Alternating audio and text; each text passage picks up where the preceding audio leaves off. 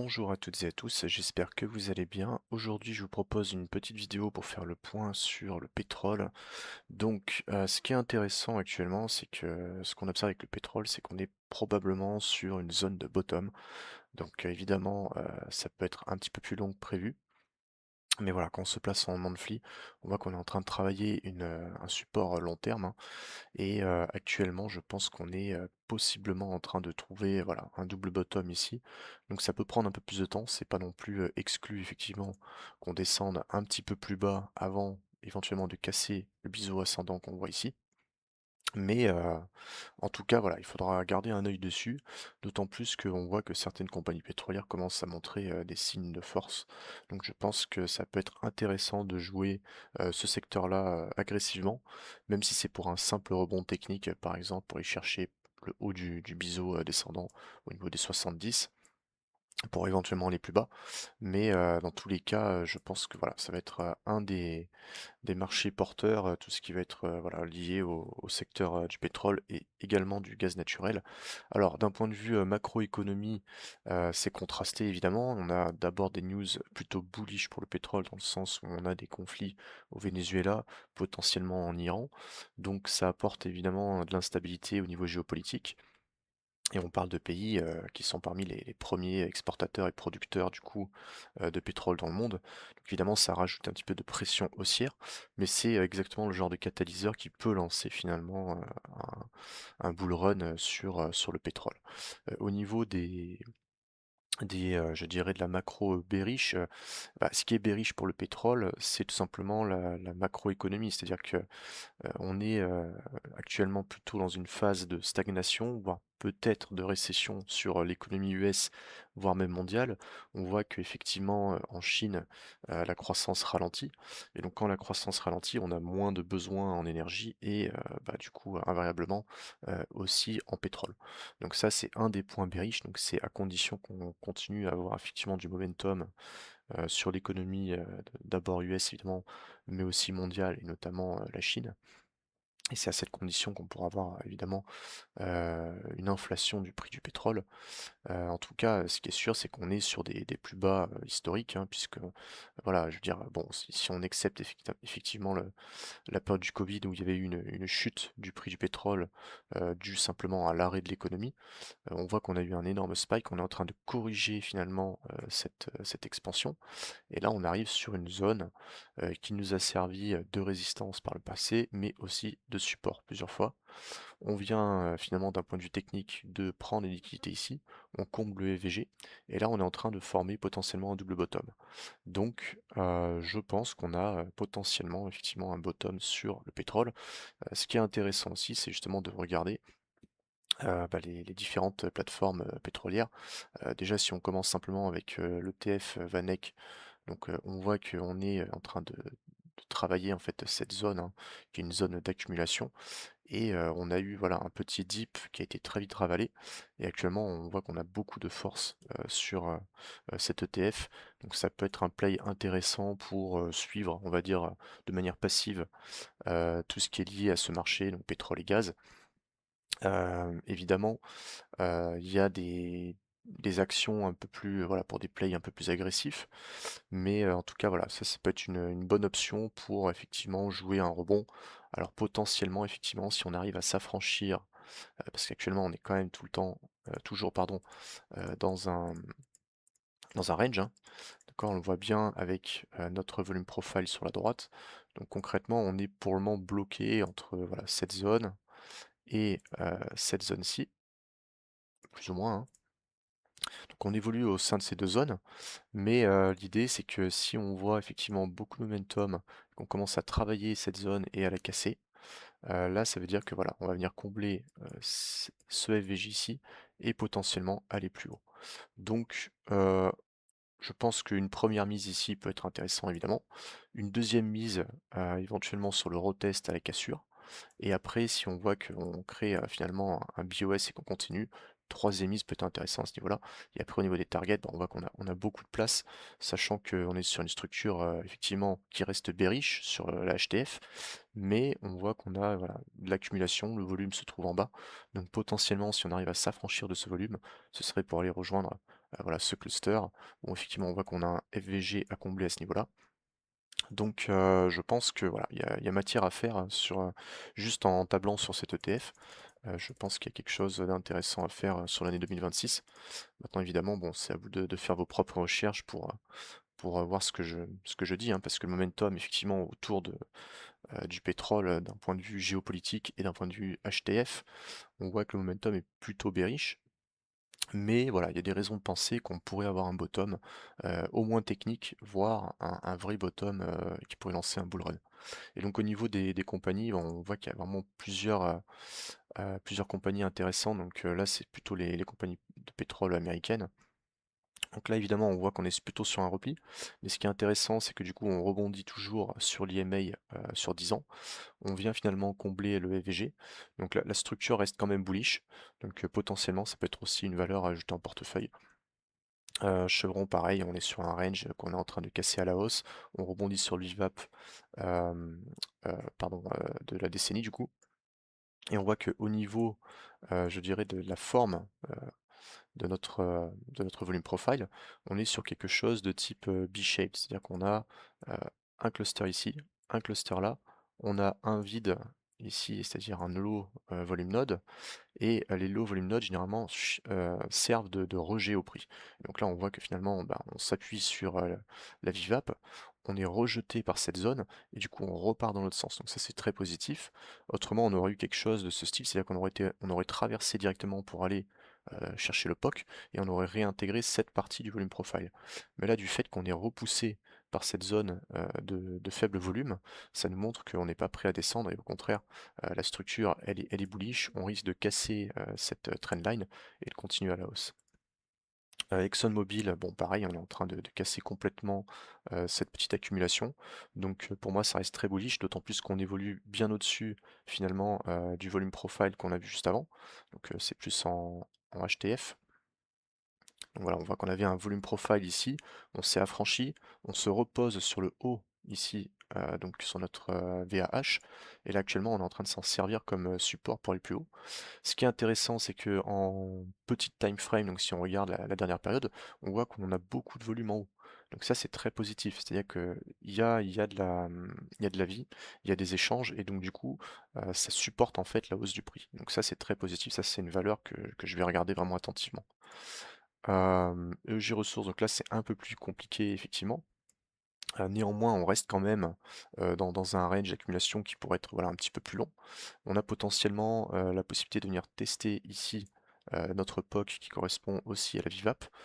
C'est une valeur qui mettra peut-être un peu plus de temps à décoller, mais en tout cas qui est liée au secteur. Donc c'est tout simplement après, voilà, c'est comme tout dans tous les secteurs, hein. Il y a des actions qui prennent de l'avance, d'autres qui sont en retard, mais il suffit que quelques-unes finalement fassent effet boule de neige pour que d'autres suivent le pas. Donc c'est ça qui va être intéressant. Du coup, on a aussi cette valeur aussi qui est intéressante. Pourquoi? Bah, parce qu'on rebondit dans une zone d'un order block. On rebondit également sur le VWAP en deux fois. On est en train de créer finalement des equal, enfin pas des equal lows, pardon, mais des lows justement un peu plus hauts que le précédent. Donc évidemment, ce qui serait intéressant, c'est de casser ce point haut pour aller revisiter le POC. Donc pour moi c'est pareil, on est plutôt dans une tendance baissière court terme. Moyen terme, on est quand même sur un momentum qui est assez bull. Si on prend en compte effectivement la dernière décennie, on voit que voilà, on est en train d'évoluer vers quelque chose une structure plutôt bullish. Et évidemment, on a réagi dans cette zone de distribution à la baisse. Après, la baisse n'est pas non plus très conséquente, donc je pense qu'il y a tout à fait la possibilité de revenir, tout simplement, bah, continuer la structure haussière et aller beaucoup plus haut. Donc ça, c'est pour cette structure-là. On a également Philips, donc Philips qui est assez bullish. On voit qu'on est en train de s'affranchir de cette zone ici où on a rebondi sur le VWAP et on rebondit effectivement sur le POC. Donc ce qui est intéressant, c'est pareil, hein. Pour le moment, on est rejeté par la VAH, mais à tout moment, si on arrive à s'affranchir de cette VAH et de s'en servir comme support, ce serait pour aller beaucoup plus haut. Ce qui est intéressant, c'est que du coup, on rebondit ici sur la VWAP. Là, on a notre rolling VWAP 365 jours et 1000 jours qui nous sert de support. Donc voilà, momentum plutôt bullish, sachant que voilà, la chart est très très clean, pas de signe de faiblesse pour le moment, outre mesure. On a aussi donc cette compagnie-là qui est potentiellement une compagnie qui pourrait, voilà, être intéressante, en tout cas sur le court terme. On a déjà eu un gros momentum bullish, d'accord? La majorité du volume se trouve en bas, on a eu une très grosse accumulation dont on s'est affranchi et actuellement on a rebondi finalement, sur, la rolling VWAP 1000 jours ici. On rebondit également sur le haut de la VWAP de la décennie et pour le moment on trouve aussi un support sur la rolling VWAP 365 jours, donc c'est positif. Je pense qu'on peut avoir encore de l'upside pour aller, pourquoi pas, casser le dernier plus haut. Ensuite, on a Valero, donc Valero très bullish aussi, un petit peu toujours la même structure, qui a un peu plus d'avance évidemment. Donc là, c'est peut-être un peu tard pour attraper le train, mais voilà, il y avait des grosses zones intéressantes à jouer autour bah, du coup du mois d'avril. Et on voit qu'on est toujours sur une structure très bullish avec des BOS. On est en train de créer un nouveau BOS ici. Donc la structure reste bullish et je pense que voilà, dès qu'on a des retests intéressants dans ces zones, bah, c'est pour continuer la hausse. Donc potentiellement, je m'attends à une continuité haussière sur ces valeurs. On a aussi du coup Halliburton, donc HAL. Pour le moment, on est toujours dans une phase de range, hein. On consolide effectivement, on voit qu'on a un range symbolisé par le volume profile qui est plutôt en forme de cloche, d'accord? Et donc notre POC est ici, on est pour le moment rejeté par le POC. Cela dit, voilà, on est dans une phase d'accumulation. C'est intéressant de jouer les replis. Si jamais par exemple on revient dans ces zones ici, et ben ça c'est des zones potentielles pour rentrer en position et jouer au moins le haut de notre volume profile, voire éventuellement venir tag ces equal high au-dessus. Enfin, sur le marché américain, on a aussi SLB qui est vraiment intéressant. On a un pattern qui est vraiment très propre. On voit que là, on avait bah, du coup un support qu'on avait cassé à la baisse. On réintègre, on s'en sert de nouveau comme support ici. On voit que l'essentiel du volume se trade dans cette zone et on voit cette grosse bougie. Donc moi potentiellement, voilà, je pense qu'on a cette trend ici qui a été cassée. On a ici une nouvelle trend qui est cassée. Et donc je pense tout simplement qu'on va aller visiter au moins voilà, cette zone ici où on a potentiellement un petit cluster de, de comment dire, d'accumulation à venir tester. Donc ça nous laisse quand même, voilà, à partir de d'ici, si on rentre à 46, au moins atteindre les 70. Donc une belle progression à venir, je pense, sur cette valeur.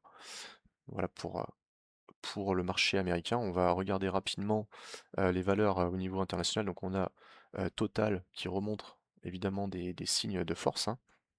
On voit que là, on est quand même sur une structure boule. On a fait un BOS à ce niveau ici après une grosse période d'accumulation. Là, on est en train de revenir souffler un peu pour retravailler cette zone d'accumulation. Mais voilà, on voit que finalement, bah, notre volume profile se trouve là. On est venu retester des zones de volume assez fort, mais on est à nouveau rejeté vers le haut. Donc ça, c'est très positif. Ça veut dire que finalement, les gens sont en train de défendre cette zone et on est en train potentiellement d'aller chercher des plus hauts pour créer un nouveau BOS à ce niveau-là. Donc très positif, je pense que Total, ouais, c'est une des valeurs qu'il va falloir garder en portefeuille. Donc là, c'est plus pour ceux qui s'intéressent au marché européen ou éventuellement qui ont des PEA. On a aussi du coup au Canada, on a le CNQ, donc c'est plus du coup gaz et pétrole, si je me trompe pas. On est également sur une structure extrêmement bullish. On est quand même très loin de la zone d'accumulation de volume, donc on peut avoir potentiellement une très grosse chute aussi, hein. Donc là, c'est des valeurs un peu plus risqué entre guillemets parce que voilà, l'essentiel de la hausse est déjà faite. Cela dit, la structure reste bullish.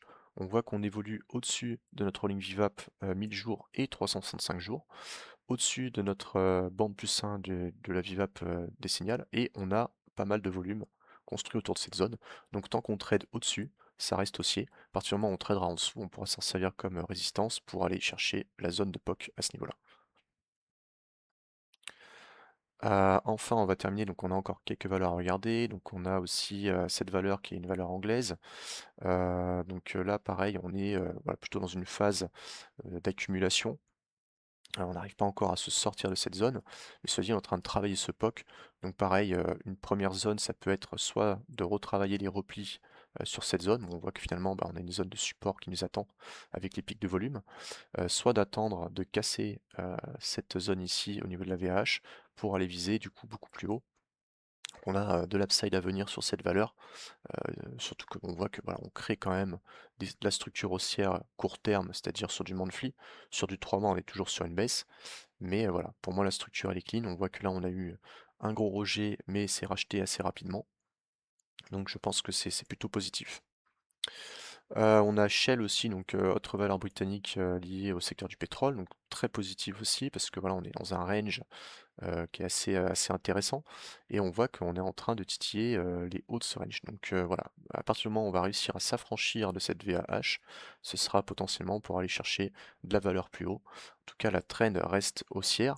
Malgré tout, faire attention parce que c'est vrai qu'on a voilà, cette trendline qui se dessine. Donc on peut avoir aussi un spike avant de repartir.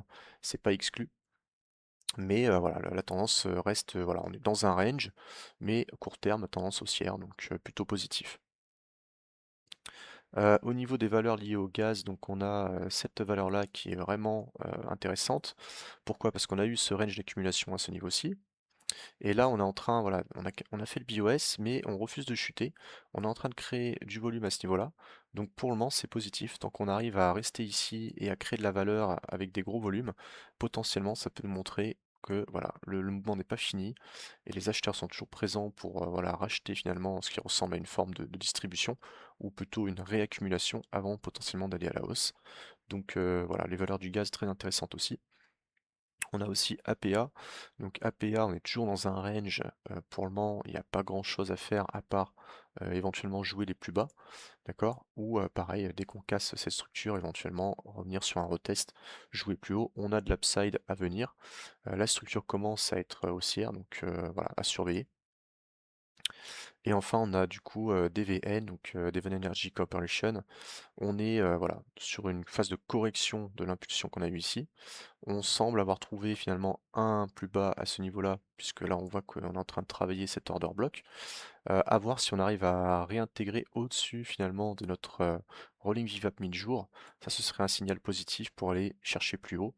En tout cas, on voit qu'on est plutôt dans une phase de range avec un volume euh, en bas.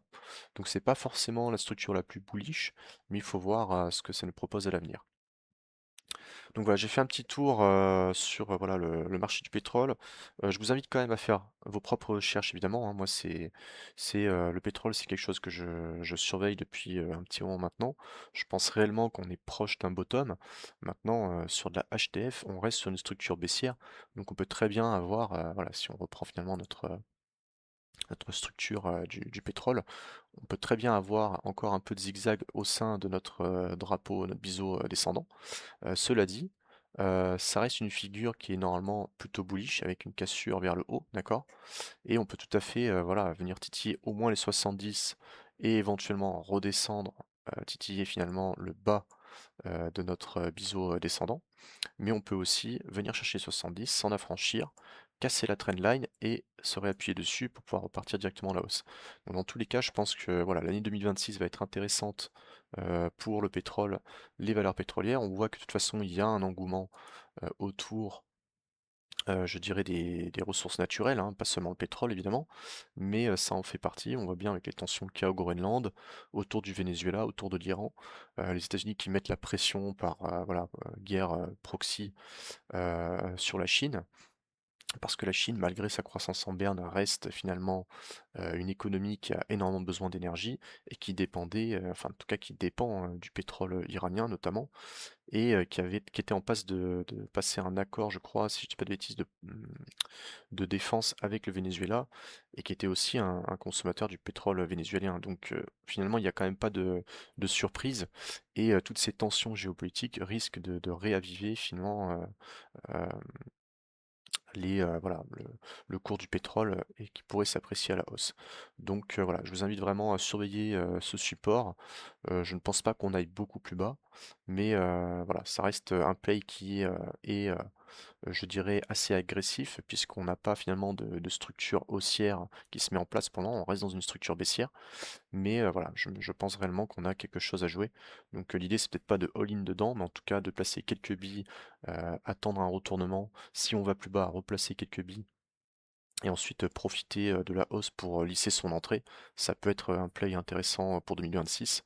Donc je vous invite à vraiment regarder ce secteur et à rester informé. Voilà, j'espère que cette vidéo aura pas été trop longue.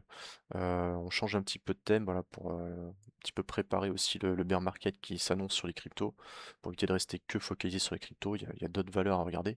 Par exemple, si on regarde, actuellement là au niveau des métaux, on voit que on est toujours sur un énorme bull run sur le gold, l'argent qui continue de casser. On a aussi du coup le cuivre qui est en train de suivre, le platinium qui était déjà bien haut. Donc voilà, c'est pour vous dire que le bull run, sur certaines valeurs est loin d'être terminé. En ce qui concerne les cryptos, je pense que c'est un peu plus compliqué, mais il faut essayer d'élargir un petit peu son horizon de perspective, on va dire. Voilà. Je vous remercie pour votre attention et puis je vous dis à très vite dans une prochaine vidéo.